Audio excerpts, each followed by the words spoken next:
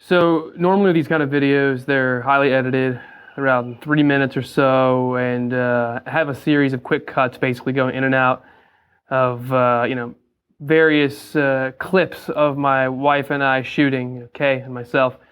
But I do those reviews now for a different company, but to be honest, I'm kind of burnt out at the moment. I just finished reviewing the G43, and it was a lot of editing, and so I'm just going to do this thing off the cuff.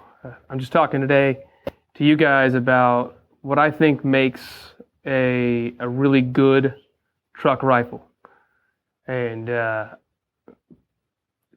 like I said, I'm not going to edit this thing at all. So let's get started. All right. So basically, I feel like anything you have that runs well, I mean, you're not going to have to screw around with magazine changes and stoppage clearing and whatnot, is going to make a pretty decent truck gun, assuming it can be stashed inside your cab or whatnot securely and fairly easily accessible to the right owners. Obviously, you don't want something where a thief can just reach underneath your seat and then grab your Uzi Pro or whatever.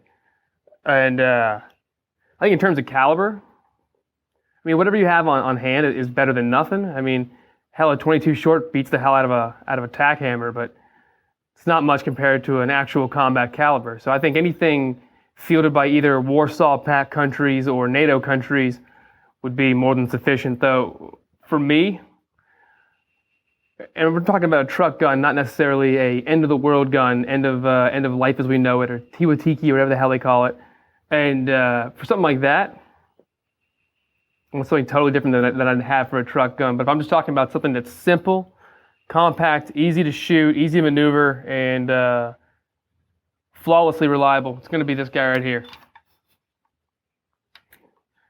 Really high-end, post-ban 2001 SAR 1 in 7.62, imported by Century Arms, and it has the quintessential canted front sight post. Though in their defense, I actually asked for this gun to have candid sights. I wanted to try a trick I had seen online, or not even online, I had read in a Afghani veterans journal. A Soviet soldier in Afghanistan said that they would occasionally use pipes to bend the front sight straight. It does work.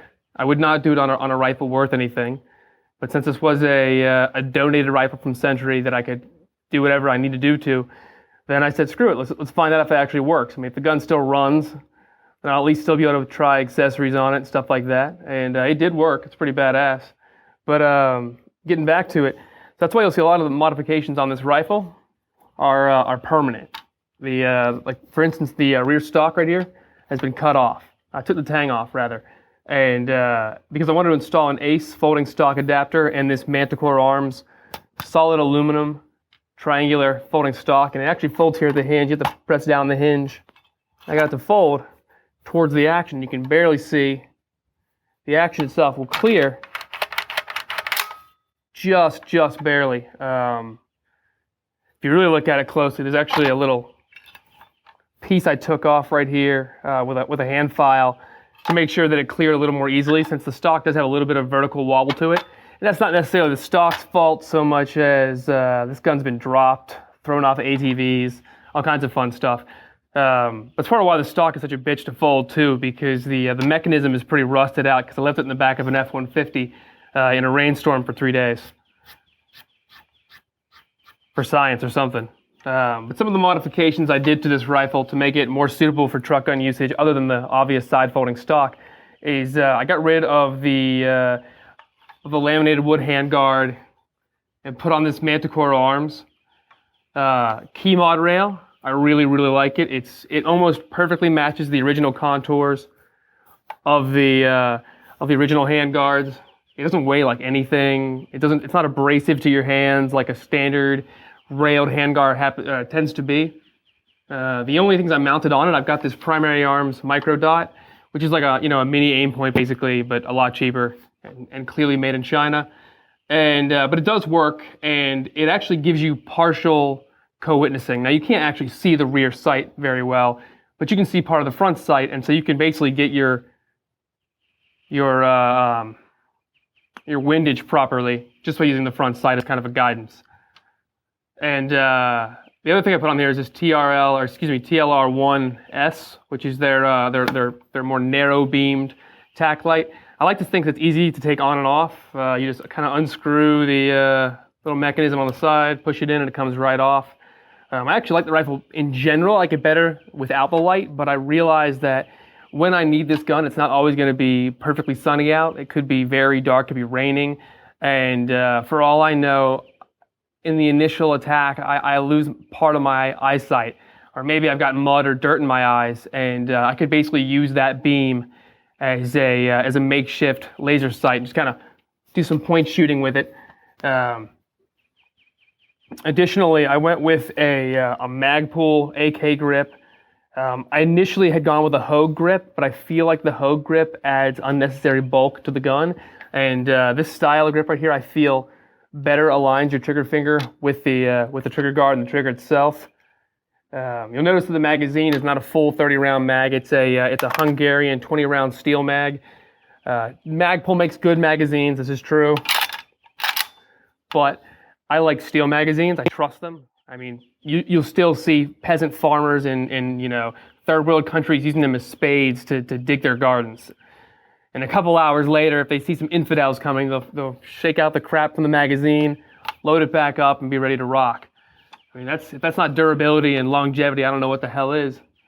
But yeah, I don't use a side rail on this gun.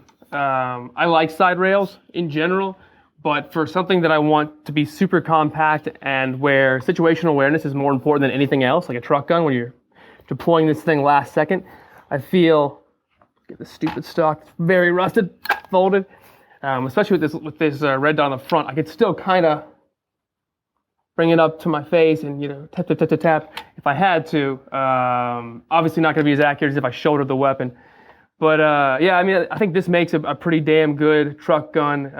Most important part is it runs and it's easy to use. There's not a lot of confusing controls on it. I mean, the only way it could be better is if it had a double action only trigger on it, like a Glock basically, where I wouldn't even have to flip a safety lever. I leave the lever on safe with the weapon chambered, with a round chambered rather in the weapon when it's secured inside my vehicle.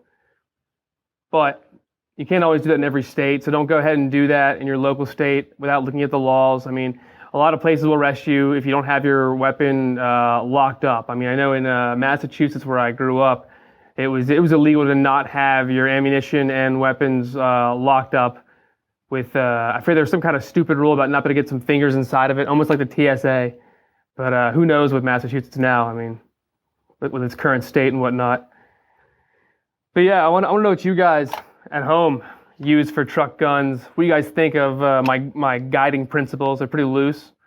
I'd like to see some of your rifles in response. If I get enough of them, I'll put together like a montage video showing mine against yours and whatnot. And if you're worried that someone's going to see your serial number and steal your rifle or whatnot, or report it as stolen, if it gets to me first, I mean, if you want to send it to me via private message or something, I'll be happy to use Photoshop or After Effects and just wipe the serial, at least in the footage, obviously, so that it would be useless to any would-be thief.